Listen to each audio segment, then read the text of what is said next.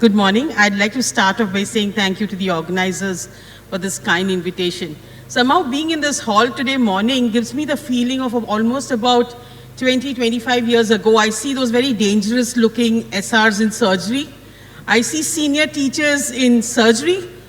And I see a few of us trainees at that time in Tata Memorial Hospital.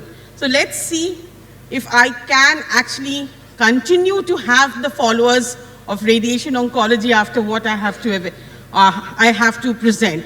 So you have the uncontested king of laser surgery today. You have Dr. Deepak Parekh, a poor radiation oncologist, okay? But even I have a voice. So let's see what's more superior. Now the other thing that we have to remember, there's a notice that's put outside, whether it be the laser room or the radiation oncology suite. That's the warning, because both of them are using some kind of electromagnetic radiation, and we better keep that in mind. So these are the various common factors that we consider when we're choosing treatment modalities for patients. These are the endpoints of interest, a good disease control, and good preservation of organ and function. Both of us are aiming to do that. Now, what about examining the evidence that we have at hand? Dr. Parekh has shown us quite a bit of evidence in favor of surgery and why perhaps radiation therapy should not be done in these patients. So what I'll be doing is try to look at all these other issues in radiation oncology and perhaps continue to have those people following radiation oncology. Now the thing is that we know there are two modalities of treatment. There is no contest about that. But we don't have a Dr. Deepak Parekh everywhere practicing laser therapy.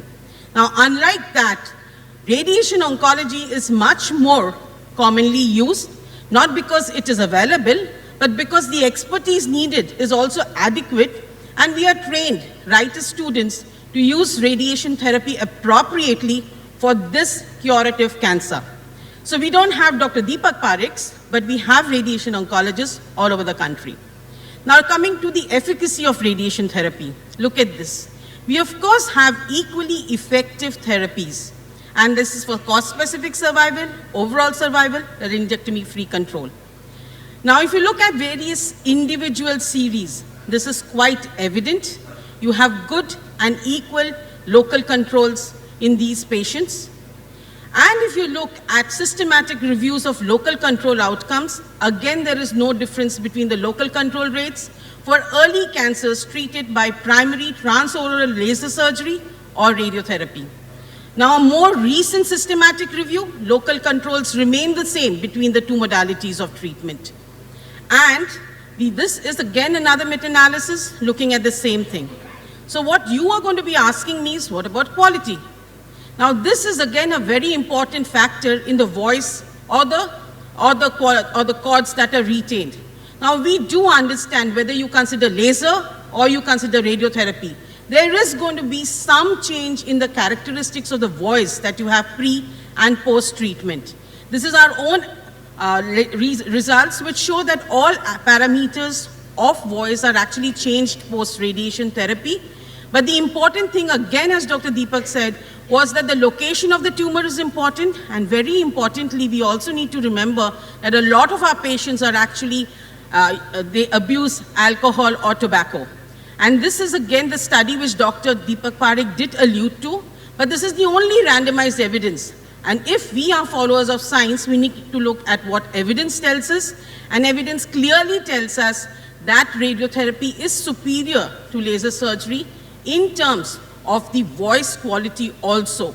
But of course, if you look at the long-term outcomes of the same study, you will realize that there is no difference. This is something that Dr. Deepak Parekh has already told us, and I would try to reiterate it. So voice quality, radiotherapy seems to be superior initially at least.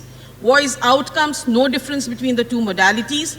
And these are further systematic reviews which actually go on to tell us the same thing. And if you look at this also, the characteristics are different, but the voice quality is actually much more superior in patients undergoing radiation therapy, and for people who rely heavily on their voice, it has to be radiation therapy. So if you look at most studies, this is what we have. This is the evidence that we have today. Now, what are those structures or those lesions that are referred to the radiation oncologist by preference? And that, I must tell you, is the typical horseshoe-shaped lesion or the lesion that's infiltrating the anterior commissure. Dr. Parekh may not do so, but most in the population do so, and that's because the extent of the cord resection that you have to undergo and the voice outcomes will be poorer with laser surgery, and then they nicely, conveniently push it to the radiation oncologist. But we do have good results to offer even in that situation, and this is what we see. Of course, the outcomes are better in patients who don't have anterior commissure involvement. The other thing was about the penetration. We don't penetrate the entire length and breadth of the neck. We penetrate and treat only what we are supposed to treat. And these are again outcomes about the same. So I think he did express worry after radiotherapy. But I don't pretend to know everything.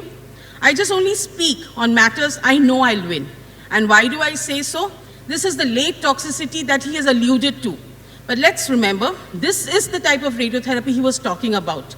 This is the kind of radiation we used to do. Today, what can we do? We can become very, very conformal. The red area is the area of the high dose.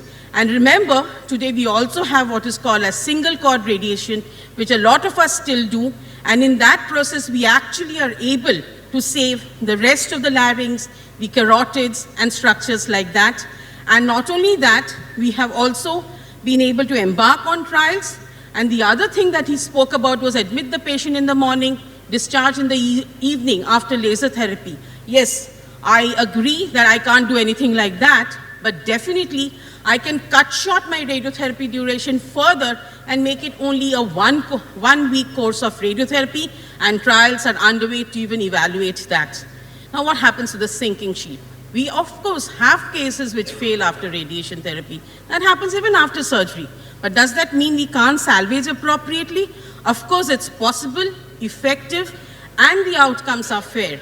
And this is one such series from MSKCC, which has actually looked at outcomes of patients, and you don't always necessarily have to do a total laryngectomy.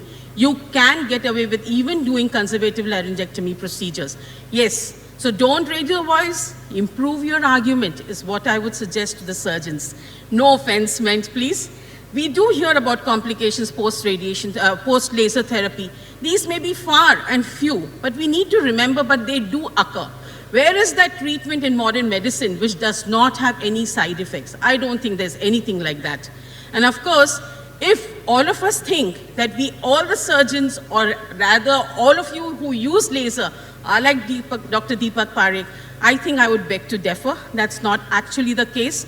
We need to have surgeons who would be able to resect well, achieve negative margins, avoid repeat surgeries, careful follow-up, and when to refer across. That's most important, I think, in a surgeon. And this whole setup requires all this. It can't be just the man alone.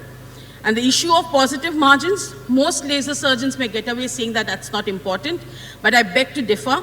This large conference summation actually says that it is not important because you can repeat your surgery, you can then keep your patients under close follow-up, but you need to remember that repeat surgeries means poor quality of voice, and these patients are the ones that don't do well. So first and foremost, do no harm. That's the Hippocratic Oath. What I think I have presented to you now is that RT is effective. Worry after radiotherapy, not today. Modern RT can achieve a lot. Salvage after RT is possible, effective. Finally, it's a balancing act. First, do no harm, select the right patient. And of course, we've seen what is the preferred modality in a particular patient. And I'd say, not he's right, nor am I wrong. I think it's a matter of coming to terms and selecting the right patient for the right treatment. Thank you very much. And like the surgeons love to show some video, I'd like to show this video in a case who is post-radiotherapy, and you can see how the cords are moving and the quality of the voice also. Thank you very much.